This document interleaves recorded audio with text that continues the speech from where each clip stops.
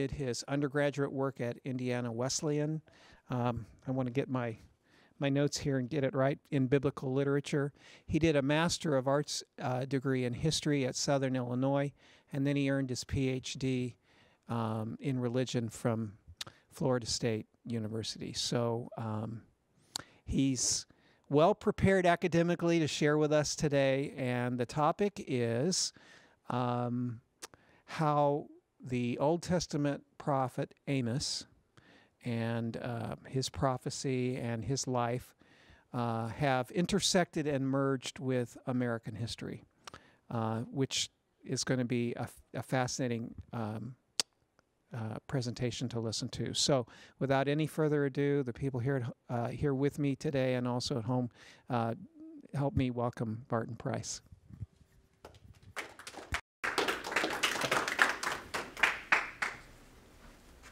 Well, thank you very much, everybody, for coming out, and thank you to Ben for the invitation and to Campus Ministry for this opportunity.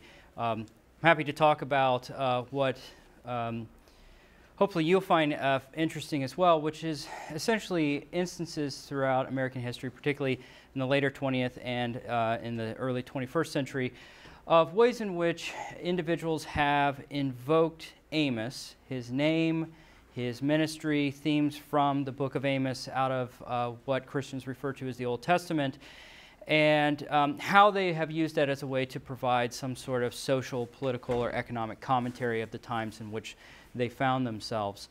So that said, you see here the title, Amos, an ancient prophet for modern times. But I thought it would be helpful to outline from the get-go what I'm actually saying. I wanted to be clear that I'm not preaching from Amos. We're not pulling out our pew Bibles to open up Amos and read any passages and for me to thump on it. Rather, it is to historicize, like I said, instances in which Amos has been used within modern American religious and social progressivism. I'm looking specifically at how folks who would identify themselves as progressive were commenting on the state of affairs in America and the situation they found themselves and wanted to see change what they thought to be for the better, and how they think Amos has some relevance to that message. So before we begin talking about Amos himself, we should pause to talk about what biblical prophecy is. You know, it's oftentimes people talk about prophets as these kind of future tellers, not fortune tellers, but future tellers. But that's not so much the main thrust of what the prophets of the Bible are about. They're really about themselves finding themselves in certain social, political, or religious contexts of a time, particularly in ancient times, and offering some commentary, what they believe was God's message to society about changes that need to be made. Often the prophets are anticipating the eventual collapse of the kingdom, either of Israel or Judah, and saying, well, look, this eventual collapse of our kingdom has more to do with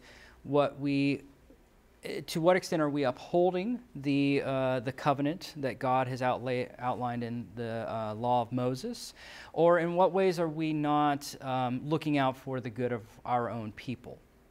So when we talk about these prophets, we need to be careful not to say, what are they talking about in terms of what future events will happen, but rather trying to explain the events in which they find themselves. They often do this in very poetic ways. So I wanted to give a brief overview of some of the scholarship of prophecy as a background. This is scholarship that would have emerged in the mid-20th century and the later 20th century to help to frame what really would be a historicism of the prophets, understanding them within their own times, within their own context. One of the first individuals to focus here would be Abraham Heschel. Heschel was a Jewish theologian. He was an immigrant he was born in Poland. He lived in Germany for a time, eventually was arrested and sent back to Poland under Nazi Germany, and before the Nazis invade Poland, he left for England and eventually finds his way to the United States, where he taught at two different Jewish seminaries. In 1962, he published the book, The Prophets, an introduction, a pretty lofty title to some extent, but it was actually an English translation and an updated edition of his PhD dissertation that he wrote when he was in Germany. And as such, he's very interested in historically contextualizing who these prophets are. And I provide some quotes here, and I apologize for most of you, this is too small a text to read, but I'll read them out loud for your benefit. Quote, "The prophet is a person, not a microphone. The prophet is not only a prophet, he is a poet, a preacher, a patriot, a statesman, social critic, moralist. The situation of a person immersed in the prophet's words is one of being exposed to a ceaseless shattering of indifference. And one needs a skull of stone to remain callous to such blows. Prophecy is not simply the application of timeless standards to particular human situations, but rather an interpretation of particular moment in history, a divine understanding of human situations." So as he understands prophecy, it's not so much that the prophets have spoke centuries ago and their words are these kind of timeless words, but rather that prophets exist throughout all of human history to speak at certain moments, to specific situations. And so for him, he's interested in how did the ancient prophets function in that way. Heschel's particularly interested in how do they call attention to ancient Israel, ancient Judah's indifference to the suffering of their own people, their indifference to their own religious customs in some cases. And so he's interested in trying to draw out those themes and to say, well, this is the way that the prophets functioned in ancient Hebrew religion. He is an inspiration to another theologian by the name of Walter Brueggemann. Brueggemann is a Christian theologian and is a scholar of what Christians refer to as the Old Testament. Religious scholars sometimes refer to the Old Testament as the Hebrew Bible to allow for Judaism to have its own ownership of it. In Judaism, there's another term for it, which is Tanakh. It's an acronym of Hebrew words for the law, the prophets, and the writings. But Brueggemann is an Old Testament scholar, and he finds a lot of inspiration in reading Heschel and says, well, wait a second, I think that because I'm a Christian and because I write about Christian literature, I'm intrigued by the role that prophecy plays throughout both the Old and New Testament witness. So in 1978, he publishes a book called The Prophetic Imagination, in which he acknowledges the influence that Heschel has on him, but then he says, but the New Testament itself is also a form of prophecy. And he says the words of Jesus and the way that Jesus challenges the situation of first century Israel is consistent with the prophetic tradition. And so he writes, the task of prophetic ministry is to nurture, nourish, and evoke a consciousness and a perception alternative to the consciousness and perception of a dominant culture around us. Thus, I suggest that prophetic ministry has to do not primarily with addressing specific public crises, but with addressing, in season and out of season, the dominant crisis that is enduring and resilient, of having our alternative vocation co-opted and domesticated. Quite clearly, the one thing the dominant culture cannot tolerate or co-opt is compassion, the ability to stand in solidarity with the victims of the present order. It can manage charity and good intentions, but it has no way to resist solidarity with pain or grief. So Brueggemann is also interested in what Heschel has said in terms of prophets call out indifference. He specifically has a more political slant to what he says, because he says the dominant culture is what he believes to be a system that oftentimes is somewhat brutal to its most marginalized people. Now, where Brueggemann seems to take a step away from Heschel is that Brueggemann indicates, and you see in that middle quote there, he's suggesting something about a more abstracted truth, right? He says that it's not primarily with addressing specific public crises, but with addressing the dominant crisis that is enduring and resilient. So see, he kind of abstracts it from a specific historical moment to say that there's a larger theme here. When you look at the prophetic imagination across Old and New Testament, it's constantly calling attention to social and political problems in the world in which it finds itself. And so what Brueggemann's interested in is that Christians can continue that prophetic nature if they understand what themes have been present throughout the Bible, both Old and New Testament, and continue to use them into their own environments. Now, writing in the 1970s, Brueggemann has somewhat of a historical luxury of being able to reflect back on the previous couple of decades and say, well, I believe that a lot of the events that have happened recently and the roles that religious folk have played in social change may have been prophetic. He's also interested in widening the scope of who's allowed to participate in the prophetic imagination. So he's writing in the late 70s, and he's intrigued by the burgeoning feminist scholarship that's coming out at the time. And so he says, well, I think women can also play a prophetic role, particularly as they're calling attention to the dominant culture of masculinity and the role that women can play into that. And then a third scholar that I want to highlight is a man by the name of Marcus Borg. Now, Borg is also considered a Christian theologian. He is a New Testament scholar and was among the crew of people that were involved in the Historical Jesus or the Jesus Seminar Project from a few decades ago. While much of what Borg has spent his time and energy in is writing on New Testament, particularly the Gospels, in 2014, he wrote a blog post on there's a host site called Patheos. It's a collection of blogs on various religious topics. And he wrote one and he said, look, I recognize that I'm a New Testament scholar and I'm a Christian theologian, but if I was going to recommend an Old Testament book that more American Christians should read, I think you should read Amos. I've been thinking a lot lately about what I wish every Christian knew. On my list, I wish all Christians, especially American Christians, knew the book of Amos. Amos was the trigger for, and he's writing autobiographically here, Amos was the trigger for his own conversion from a political conservatism to a more moderate or liberal approach to things. Now, mind you, Borg was born in the 1940s. He's in college during the early 1960s.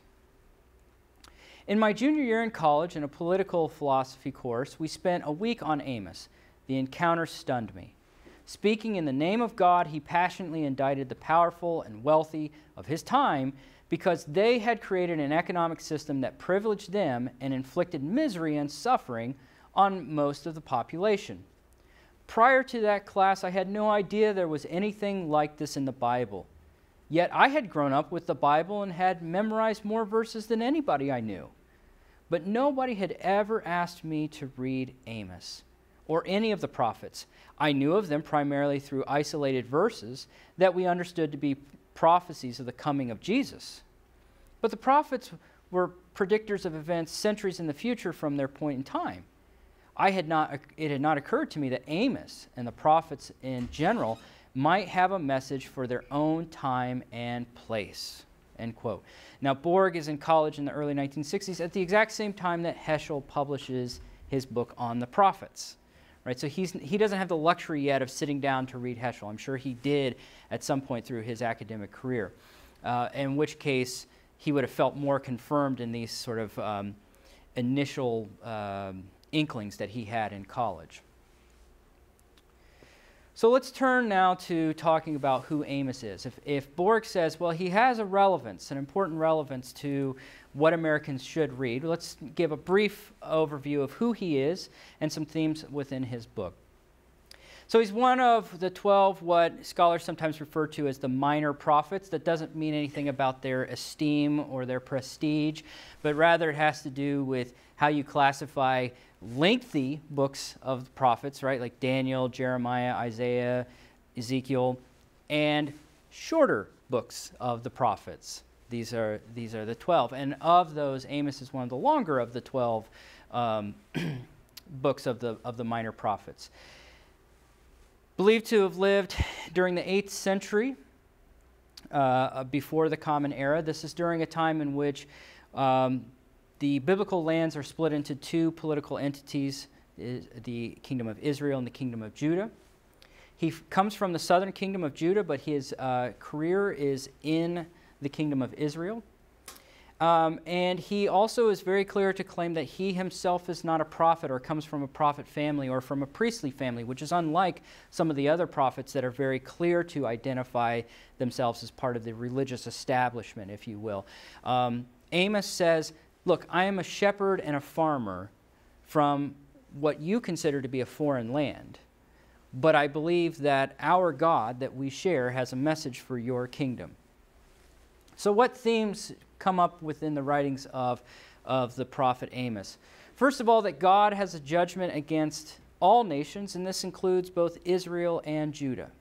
Right? He actually, in the first couple of chapters of Amos, he works through, and God will judge this kingdom, and God will judge this kingdom. And they're all foreign kingdoms, which of course the people of Israel and Judah would be like, yeah, right on, because there are foreign adversaries, right? And he goes then to say, but God will also judge Judah. Now the people of Israel are like, well, right on, because that's the other kingdom, right? They're the wayward folk. And then he says, and God will judge the kingdom of Israel. Now wait a second here. You got a little too close to home once you start talking about our kingdom. He says that the people need to repent from their evil ways. Seek good, not evil, that you may live. Hate evil and love good and establish justice, he writes in chapter 5. He criticizes the arrogance and disobedience of the religious and political leaders. Woe to those who are at ease in Zion, in chapter 6. I will strike the winter and summer houses, and the houses of ivory shall perish, chapter 3. Who has both winter and summer houses, right? Who has palaces of ivory? This suggests the wealthier folk of society. I despise your feasts. Even though you offer me your burnt offerings, I will not accept them, right? So saying, even though you still participate in the rituals here, I do not accept them because there are other sins that you are doing. What sins does Amos particularly call attention to? He believes that society has been unjust to its own marginalized.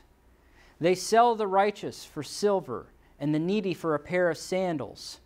Those who trample the head of the poor into the dust of the earth and turn aside the way of the afflicted. This is from chapter 2. So Amos has a message that, depending on whether or not you agree more with Brueggemann's take on this kind of abstracted message that can continually be recapitulated, or Heschel's idea of, wait, we have to historicize that Amos is speaking specifically to Israel at a certain time. Or maybe you might be interested in finding a middle ground to say, yes, Amos had this to say to Israel, but that's a theme that really can be picked up on and used in other historical contexts, right? Any society throughout history has had religious and political arrogance and take advantage of its own most disenfranchised. So that's a message that can be used throughout history. So Amos has somewhat of an interesting pop culture or historical career, if you will. Probably his best known quote is, "Let justice roll like mighty waters and righteousness like an ever-flowing stream." Chapter 5, verse 24. This has a historical significance for many of you who've heard this before and say, wait a second, I think I've heard this before, not just at church. You've maybe heard it in a history class, right? But it also recently took on a new life of its own in the former FBI director, James Comey, who tweeted out this exact verse in December, and this was at the time in which General Michael Flynn had pled guilty for lying to the FBI about his connections with a Russian diplomat. James Comey finally reveals, he actually had been on Twitter under an alias. He went by Reinhold Niebuhr, who was a 20th century theologian, and then revealed himself to be, I'm Reinhold Niebuhr, and changed his Twitter account to reflect himself, and tweets this out as headlines broke about General Flynn pleading guilty. He also has an Instagram account. I'm not on Instagram. I don't follow James Comey on Twitter either. But he tweeted out the exact same verse with a picture of a rushing waters. You know, when I talked to Ben about this months ago, about giving this lecture, and actually when I began writing this back in March, I hadn't anticipated that James Comey would be in the press and on TV every night this week. So it takes on a whole new relevance, I suppose. But we most likely know this phrase because it was paraphrased in Martin Luther King Jr.'s I Have a Dream speech, right? He changes the wording around a little bit, but he says, until justice rolls down like waters and righteousness like a mighty stream. The until has to do with, in the context of the speech, he says, we will not relent in our cause for civil rights. We will not relent in our demand for racial justice and integration until. Now, King is very adept at moving between his own words and biblical words, right? So he moves into this reference to Amos, which his parishioners or other folks that had been involved in the SCLC would have said, oh yeah, he's obviously citing Amos here, right? And King is also very adept at understanding that for the most part, in the 1960s, Americans have some functional knowledge of the Christian religion in a way that he can constantly appeal to it. And this says something about the civil rights movement that often gets overlooked. We know that churches were involved in some of the organizing and mobilizing of people into certain protests of civil disobedience, but we haven't really fully comprehended the role that the religious instruction itself motivated people to be involved in the civil rights movement. There's a great book by a guy named David Chappelle, not the same as the stand-up comic. He wrote a book about the role of prophetic religion, that's what he calls it, in the civil rights movement. And basically what he says is it gives a certain language to the civil rights movement, right? Constantly appealing to the Bible and to what they see, what participants see as the teachings of the Bible to enact justice in society, and specifically looking at all those instances in the prophets where there are those instructions so that they can hang their hat, so to speak, or they can rest their arguments for why civil rights is just, to say it's consistent with the Bible. And if you claim to be a Christian nation, you must acknowledge that the Bible tells us to do better by all our citizens. And oftentimes they took both seriously and literally these biblical mandates, and that's apparent in the way that they quote it so frequently. And they also looked to some of their leaders as modern-day prophets. And here I point to Martin Luther King Jr. He himself acknowledges himself as an extension of the prophetic tradition, as well as outsiders will see him as associated with the prophetic tradition.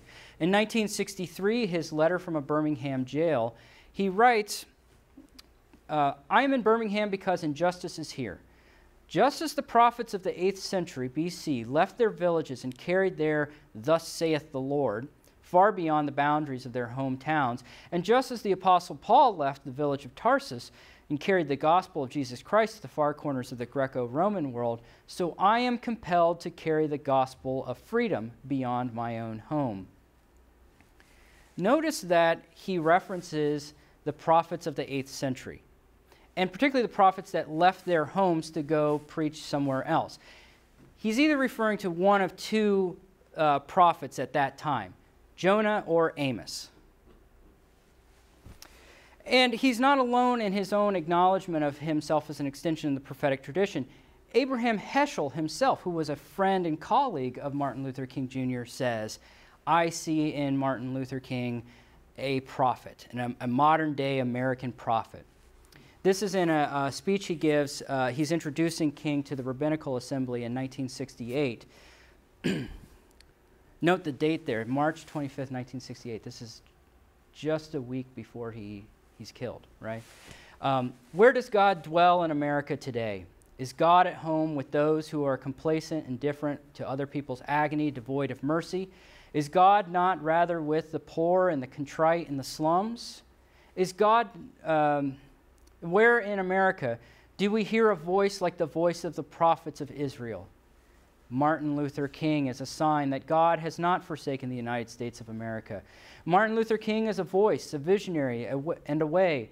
I call upon every Jew to hearken to his voice, to share his vision, and to follow his way.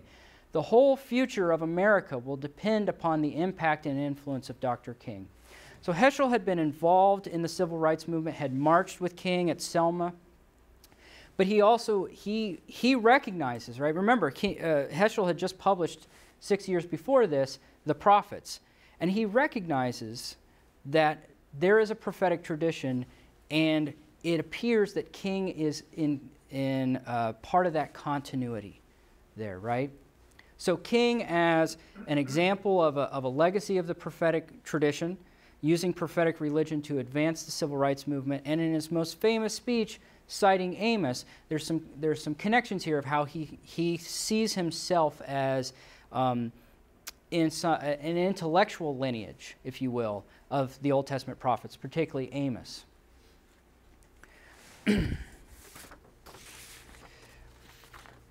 He also took his prophetic message into other arenas.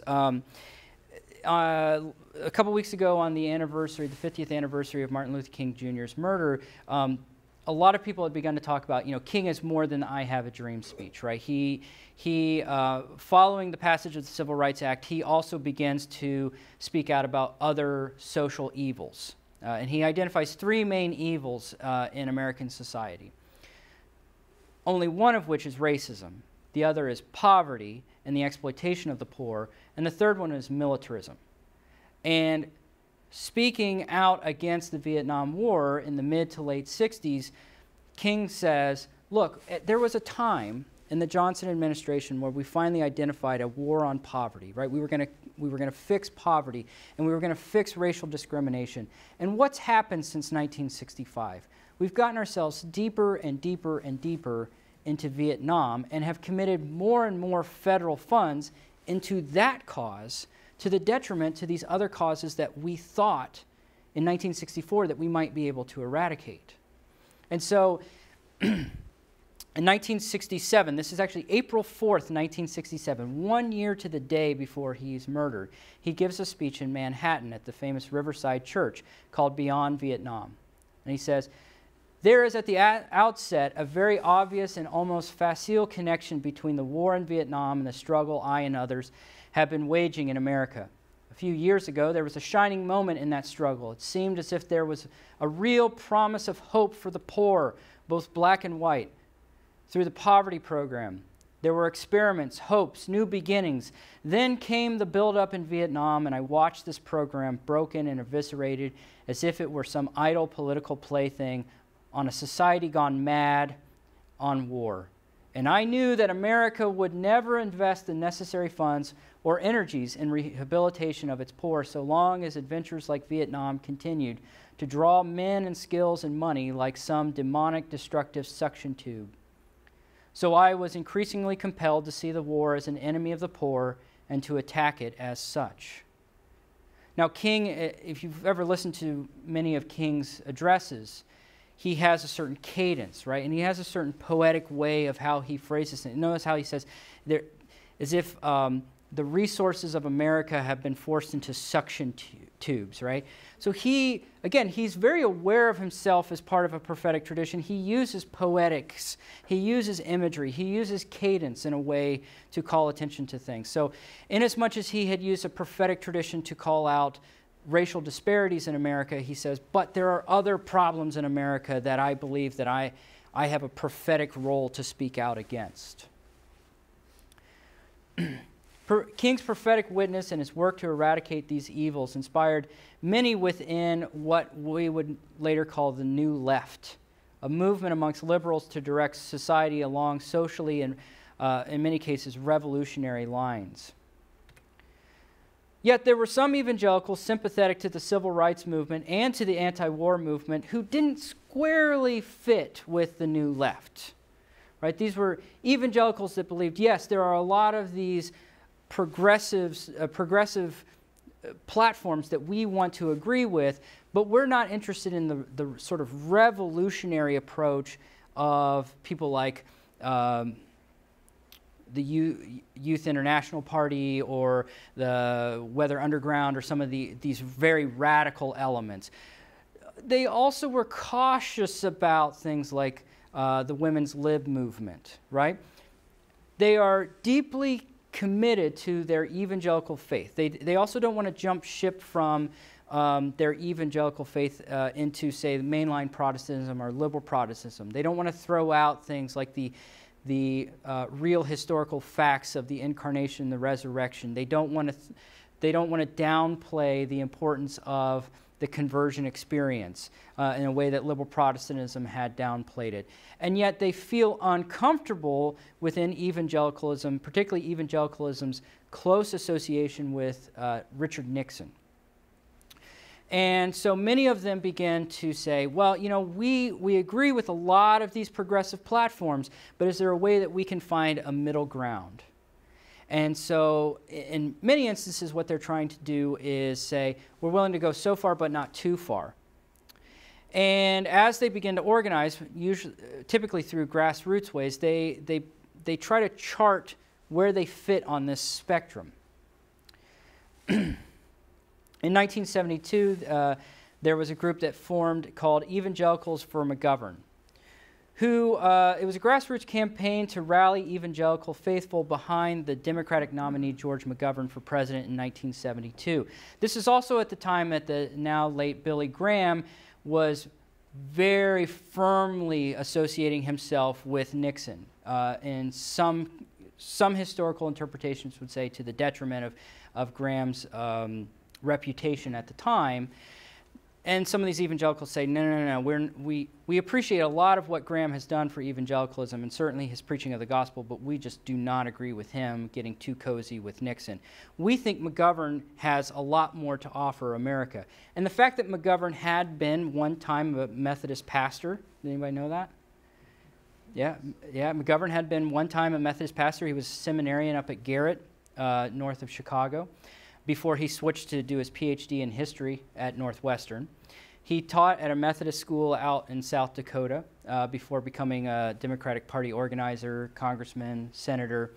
And so some of the evangelical left say, well, here's a man of faith, but his faith tells him that we should be doing more for society's problems. And he also believes his faith tells him that we should get out of Vietnam before we've overly committed ourselves in what we might deem an unjust war. Many of these people that were part of this grassroots campaign were college professors at schools like Messiah College, Calvin College, Wheaton College, a number of other places, and they tried to work through some of their students and their alumni to create this grassroots campaign, send out mailers and that sort of thing. And in one of their first circular letters that they sent out in 1972, they write, quote, "The richest 10% of Americans make more than the poorest 50%. That is true even after one takes the income tax with all its loopholes into account. If Amos is right in declaring that God disapproves when the rich live in luxury at the expense of the poor, then Christians should help McGovern close the loopholes and make them pay their fair share. I'm sorry, I mistyped there. Pay their fair share. Excuse me. Who does that sound like? It sounds awfully similar, right? It almost sounds like a Bernie Sanders stump speech to some extent, right? There's awareness of the tax code is unjust to the poor. Again, they weren't entirely willing to go on board with the New Left in all ways. In 1970, John Alexander writes in one of the newsletters called The Other Side, "Surely Moses has more to say to today's issues than Marshall McLuhan or Urban Marcuse combined, and Amos has more to say than Abby Hoffman." Abby Hoffman, in this case, is one of the founding organizers of the Youth International Party, or the Yippies, right? This kind of radical political movement of young adults trying to overthrow the establishment. They say, no. We want to maintain ourselves more squarely with the prophetic tradition of the Bible, not the radical secular agenda of the New Left. And yet, our understanding of the prophetic tradition is more consistent with a lot of planks on the Democratic platform than of the Republican Party.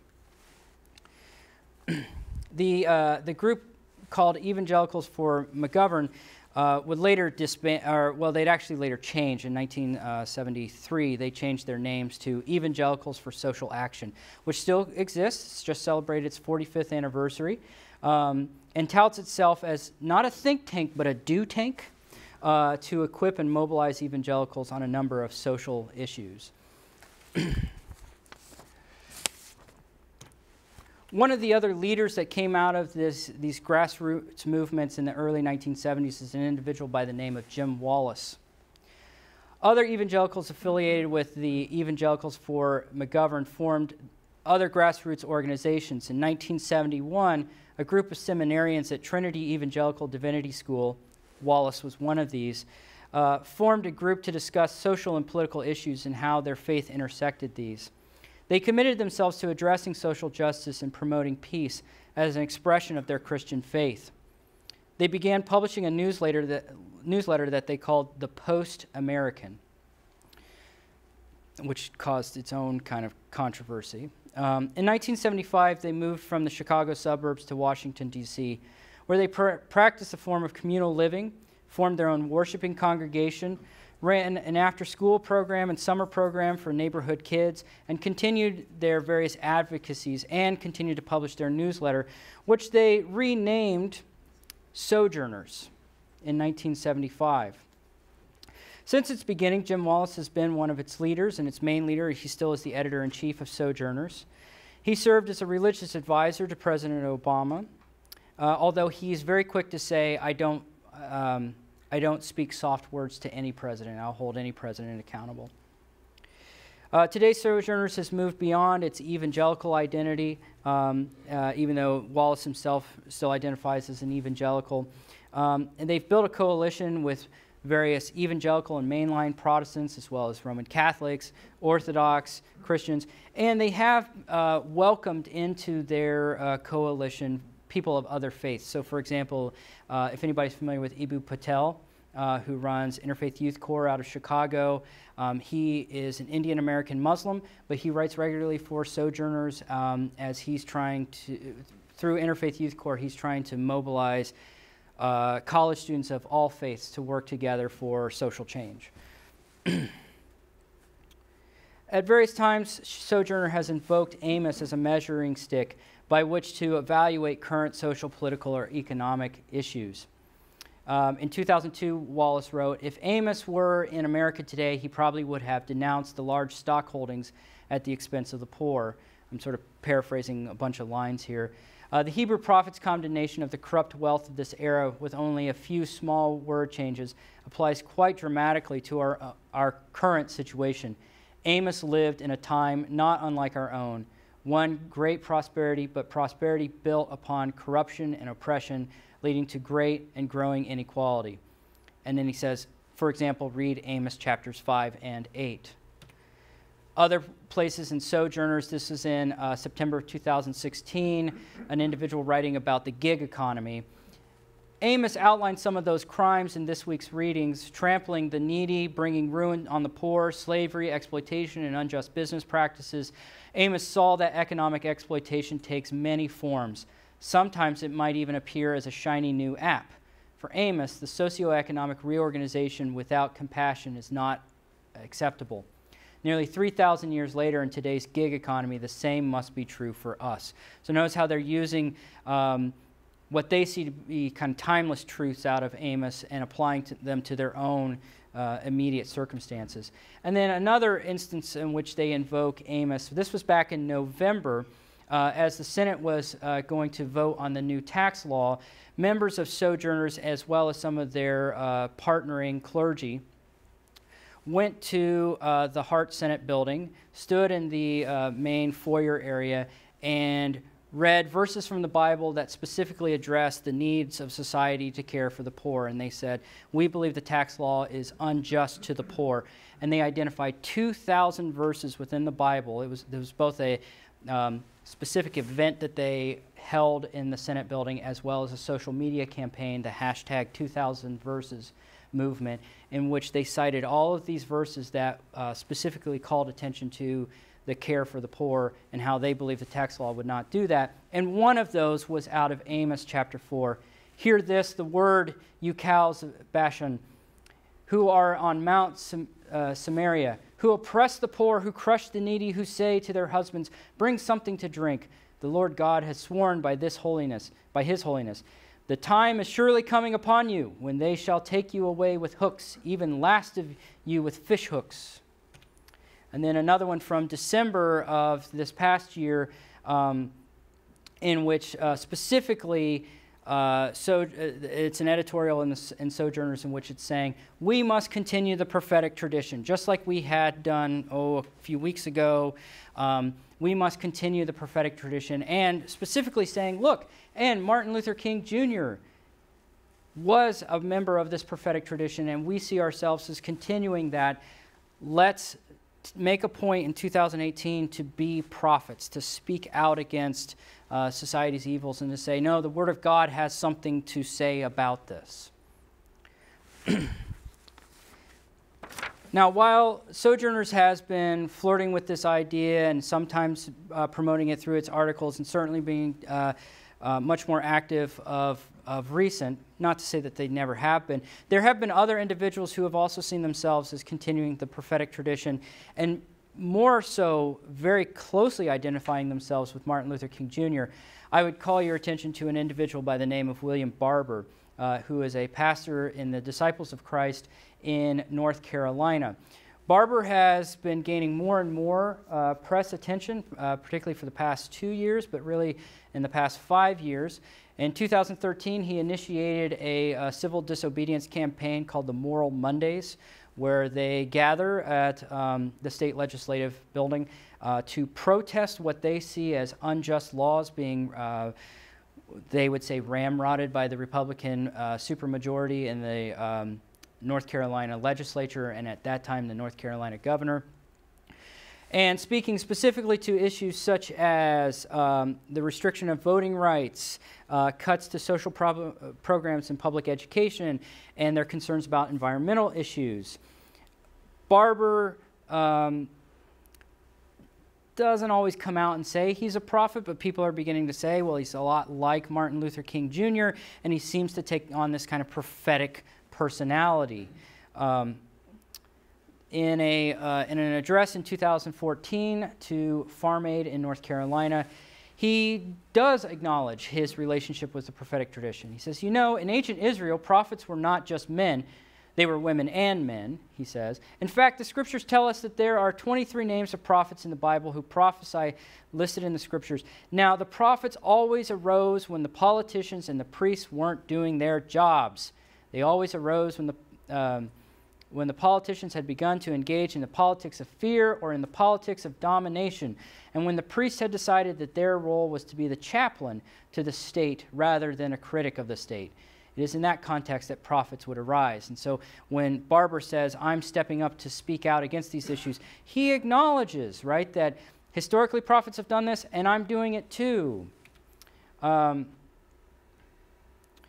He continues to, in that same speech, he references Amos. He says in chapter 7, the Bible says, then Amaziah, who was a bad king, said to Amos, get out of here, you prophet. Go back to the land of Judah.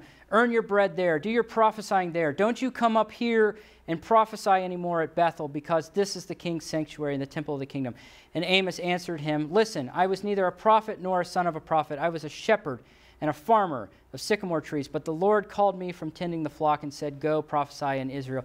And he's using this in the context, he's speaking about, to Farm Aid, and he's saying, God has even raised up farmers to be prophets. You all here believe that you're being disadvantaged by certain policies in this state. Maybe you should act as prophets to speak up against this. It's also suggesting something about farmers are deeply religious folk, which in many cases is true, but not necessarily. I think that's a certain presumption. Barber has also cited Amos in other situations. This is in July of this past year. He was arrested for, he went to Washington, D.C. He lobbied outside of Senator McConnell's office in regards to the health care law. Barber suffers from certain persistent health concerns himself, and he came along with other folks with disabilities and protested outside of McConnell's office, and then they were arrested. And while he was in jail, he pens what he calls an open letter to the clergy who prayed with Donald Trump, because there were a group of televangelists, for the most part, who went to the Oval Office and prayed with the president. And he says, I'm not so sure that's a really wise idea, because the role of prophets is not to speak soft words to the people in power, but rather to hold them accountable. Now, it's interesting that he chooses his time while in prison to write a letter to the clergy, because this seems awfully similar to exactly what King did in his letter from a Birmingham jail, when he writes specifically to the ministers of Birmingham, to the white ministers of Birmingham specifically. And notice that in his letter here, he cites Amos. I know how many your offenses and how great your sins. There are those who oppress the innocent and take bribes and deprive the poor of justice in their courts.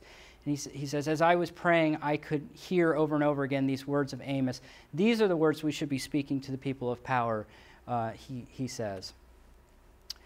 He wrote just after his arrest, it was July 13, he wrote an editorial on a site called Red Letter Christians, which is one of these evangelical progressive movements. This is the group that recently led the protest revival in Lynchburg outside of Liberty University, if anybody followed that. Shane Claiborne was part of that. He specifically asked to come on campus at Liberty and pray with the students at Liberty, and Jerry Falwell Jr. said absolutely not and barred him from coming to campus.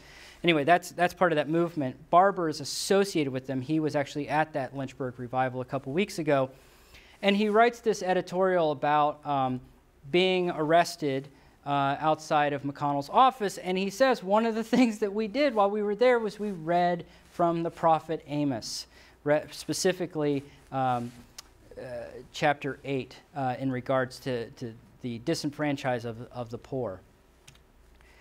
A couple years ago, Barber published a book. It's gone through a couple of editions called The Third Reconstruction.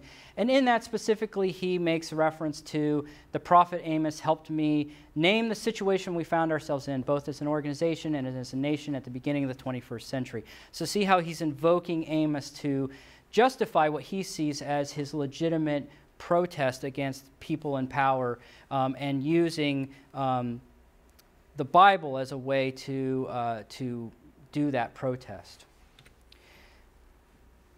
Barber has organized a couple of different groups. One is called Repairers of the Breach, which is actually an Isaiah reference, not an Amos reference. But on its own About Us page, it says, if you want to be part of this movement, be prepared to be a prophet, right? Where does he say this? I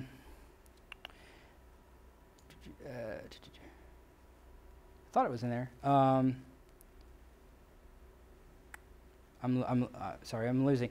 But basically, he said, they say, we are calling people to be prophets. And notice that there's also a reference to Micah there with love, justice, and mercy. So constantly drawing up these prophetic images as part of their language. And then finally, most recently in December, Barber, along with some others, launched what's called the Poor People's Campaign, a national call for moral revival. This is actually a resurrection of an old movement that was started by Martin Luther King Jr. in December of 1967. So on the 50th anniversary of the launch of the first Poor People's Campaign, Barber and his associates said, we're launching a new Poor People's Campaign. They've held a number of rallies and press conferences, and it is their intent over the course of the summer, I think beginning May 4th, they are launching a series of civil disobedience protests throughout the country, very similar to the civil disobedience protests of the civil rights movement, and they said it'll be 6 weeks worth of civil disobedience protests. So be on the lookout for headlines of these civil protests throughout the summer. In addition to this national campaign, they have started state chapters.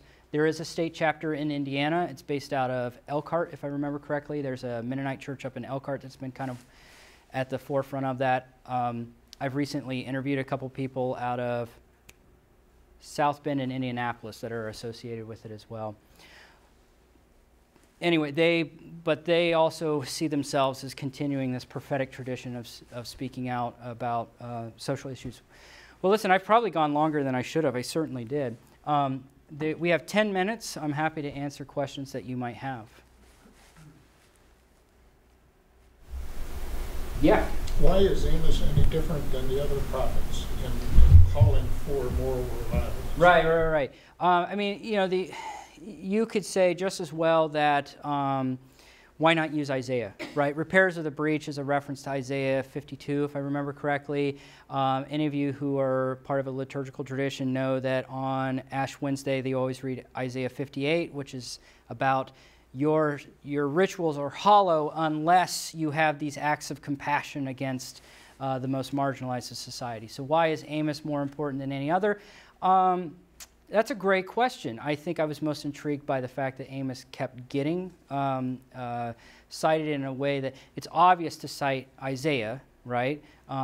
It's obvious to cite certain passages from Jeremiah, as are frequently done, but Amos is one of the lesser known ones, and yet he constantly pops up in these, I think because Amos is much clearer in his articulation of social justice issues. I was trying to research a little bit about what Jewish people, modern Jewish people, think about this, and one of the more progressive liberal blog sites that I was reading said, basically this individual was saying, look, most of the Old Testament prophets were really calling people back to their religion, right? That even if you read in Isaiah, he's constantly talking about returning back to the covenant, right? It's not so much about the, or Jeremiah who says, it's not about the temple, it's about the covenant. The temple only represents the covenant.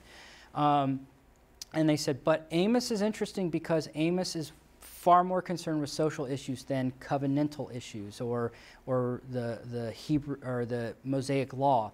He seems more interested in those kind of compassionate elements of the Hebraic law than of the more institutionalized forms of it. So I confess it was more out of my own interest in Amos, not so much, and I don't think they're exclusively using Amos at all. There's another verse I think about a bit. Amos 3:7. Mm-hmm. God does nothing except share his secret through the prophets. So, which verse I'm speaking of right now? Not off the top of my head, but I'll take your word for it. I don't have Amos memorized. Okay, well, it's the idea that God does nothing but through secret, speaking through his prophets. Uh-huh. He doesn't perform and let his people know. Well, yeah, and there's certainly an understanding within the Hebrew tradition of how else would we know, how else does God reveal himself if not through the prophets who continue to expound upon the law, right? Have you found any references to Amos further back in, let's say, the actual progressive movement of the early 20th century? Well, I didn't. Yeah, I haven't looked back that far. Of course, the progressive movement is in part inspired by the social gospel, at least the religious slant of it. And social gospelers were far more interested in rehistoricizing the gospels, right? They constantly talk about, well, look how in Luke, for example, Jesus seems really concerned about the poor and the marginalized. Walter Rauschenbusch spends a lot of time in one of his, I think it's Christianity and the Social Crisis, where he goes at length into the Lord's Prayer and how it's really a document of social welfare. So they seem to be more interested in that light. But again, I didn't go back that far to dig in as deep. Yeah. Thank you for your presentation today. I'm scratching my That's a great head. comment. Thank you. I'm scratching my head trying to recall the use of the prophetic tradition, or Amos in particular, by libertarians or conservatives / Republicans. And I'm interested in knowing if there is anything like that, because I can't come up with anything. And secondly, why that is the case. Well, I don't know if any one party is better at laying claim to certain prophets and not others. Obviously, so let's use the pro-life movement, for example. They like to latch on to certain phrases in Jeremiah to their benefit, right? Before I knew you, or before you were born, I had knit you in your mother's womb, and that sort of thing, right? So there's clearly an interest in using certain verses for those ends. I remember I remember during Betsy DeVos's Senate hearing, right? And one of the opening statements she read, she cited Micah. What does the Lord require but to love justice and seek mercy and walk humbly with your God? And she says, as a Christian, I believe that has been my life's calling to do. Now, it's interesting because certain Christian progressives said, yeah, that's anything but your policies, but it's intriguing how there's certain instances, and actually with the DeVos instance, when she said that, she actually didn't reference it as Micah. She just said, I've always lived by these words of wisdom. She, as somebody who was particularly in that instance touting her Christian faith, she didn't actually cite that she had read it in the Bible. Take that for what it is. I don't think one party is laying claim to certain, and again, because progressives are as apt to reach into Isaiah or Jeremiah if it serves their benefits. But you're right. I don't recall anything from the conservative or libertarian stripe that would. I think what progressives would say to that is that because the words of Amos make them uncomfortable, right? It's constant reference to you must be concerned for the poor, you must be concerned for the poor. And at least Amos's indication that there is no free enterprise that is to do that, right? He's speaking specifically to the halls of power in the kingdom of Israel and saying the state has a responsibility to the poor, which suggests something of social welfare on behalf of the state, not, that there's some private enterprise that would do that. At least there's nothing that specifically indicates that in Amos. And so, again, progressives would maybe say, well, that seems to chafe conservatives or libertarians on that, because it suggests more of a state-based social welfare. But wouldn't you say that, I mean, how could you say Amos is speaking specifically to the state? Isn't he talking to the entire population of Israel, regardless of whether they're politicians or not? Okay, great point. I think the response would be, the instances in which he speaks specifically to King Amaziah, right? So there you have him in the highest halls of power. Now, whether or not Amos actually did that, right, and certainly historical criticism would say, that's more of a that's more of a fictional or a sort of rhetorical flourish to say that Amos very specifically stood face to face with Amaziah and said, "You have this responsibility," right? To some extent, you can certainly buy that argument, but at least the tradition of Amos is that he did speak to the halls of power, whether directly or indirectly, and so it's an implied he must have been speaking to the state in addition to speaking to the people, right? In many cases, these prophets were maybe street preachers. Certainly, somebody like Isaiah has access to a higher level of influence, maybe than Amos did. Sure. Let's thank Barton for coming today. Les personnages dans mes tableaux, à me voir vivre en décroché, mes idées folles devenaient lourdes.